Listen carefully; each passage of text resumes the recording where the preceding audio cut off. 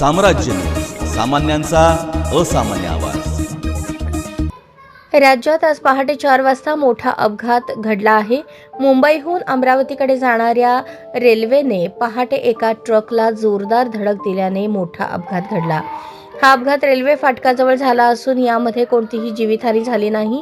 अपघातानंतर रेल्वे आणि स्थानिक प्रशासनाने तात्काळ मदत कार्य सुरू केले। घटनास्थळी पोलीस आणि आपत्कालीन सेवा तैनात करण्यात आली असून रेल्वे मार्ग लवकरच सुरळीत करण्याचे प्रयत्न सुरू आहेत।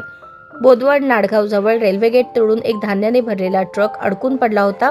आज पहाटेच्या सुमारास मुंबईहून अमरावतीकडे जाणाऱ्या अमरावती एक्सप्रेसची धडक या ट्रकला बसल्याने अपघात झाला। रेल्वे चालकाने दाखवलेल्या सूचकतेमुळे रेल्वेची गती अतिशय कमी होती, त्यामुळे अपघात झाला असला तरी जीवितहानी झाली नसल्याची माहिती आहे। अपघात झालेला ट्रक रेल्वेत अडकून पडला असल्याने त्याला काढण्याचे काम युद्धपातळीवर सुरू असून या अपघातामुळे नागपूर भुसावळ रेल्वे वाहतूक दोन्ही बाजूने ठप्प झाल्या आहेत।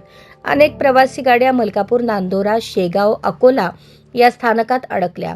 तसेच सणासुदीच्या दिवशी रेल्वे प्रवाशांचे मात्र हाल झाले आहेत।